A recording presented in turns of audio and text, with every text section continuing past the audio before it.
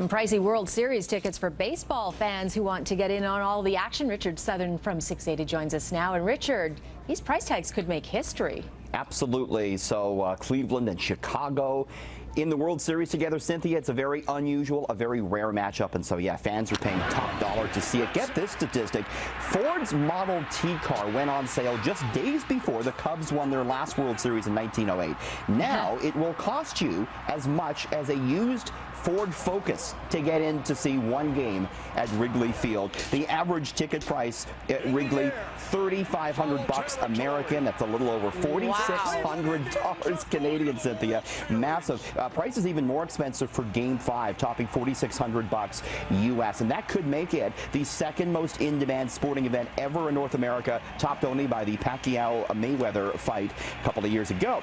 Cheapest ticket for Game 1 in Cleveland, $700 US, and that is standing room only. So we could be breaking some big ticket records with this one, Cynthia. Or maybe you could be like me and stay home and watch it from my TV. That's the cheaper option. That's absolutely. the much cheaper option. Okay. And a mega merger, big money here involved as well, south of the border, is raising concerns by politicians. Sure is. AT&T announcing plans to buy Time Warner, which, owns HBO, CNN, Warner Brothers, for more than $85 billion. And this would really represent more concentration of power in the media industry in the U.S. Both presidential tickets weighing in on this. Donald Trump said over the weekend that he would block this merger if he wins the November 8th election. Tim Kaine, Hillary Clinton's running mate, said lawmakers will have to review the deal to get to the bottom of questions over whether the merger would decrease competition.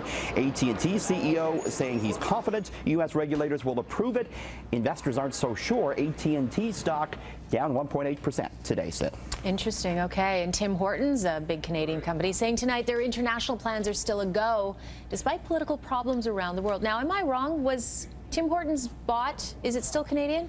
Refresh my memory. No, it's owned by Restaurant Brands International, which also owns Burger King, right? Which is majority owned by 3G Capital, which is actually a Brazilian company. Okay. So they have operations in Brazil, in the U.S., and of course here in Canada. Tim Horton's still headquartered, though, here in the Toronto area. Restaurant Brands International has an office. And yeah, they were talking today about plans to grow in the Philippines. They had previously announced that they would start to open up stores in the Philippines, and Restaurant Brands International said that is still a go, despite a new president being elected in the Philippines who has fallen under criticism for his approach to human rights.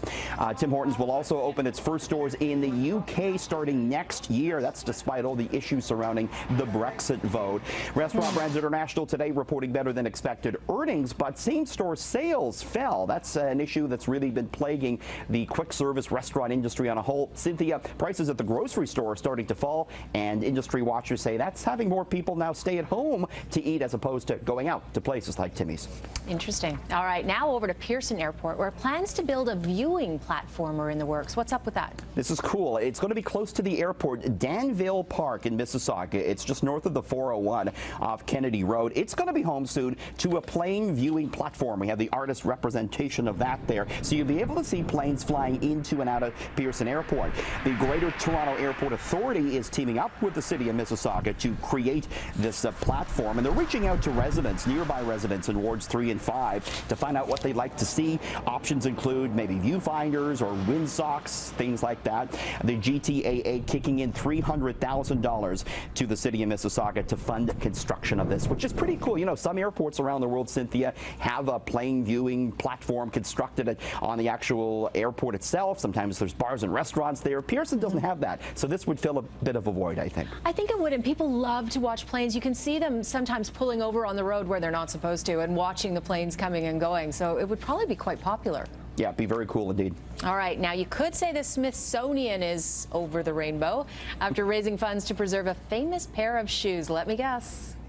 Yep. There's no place like home. Yeah, it's the ruby slippers from the Wizard of Oz. The Smithsonian launching a Kickstarter campaign just last week to raise $300,000 to preserve these slippers that whisked Dorothy back home to Kansas, and they reached their goal lickety-split late last night. The Smithsonian's going to use the money, Cynthia, to build a new high-tech display case to keep these shoes for future generations. All right, they must be one of the most famous pair of shoes, other than Cinderella's glass slipper, That's I think. indeed. All indeed. right.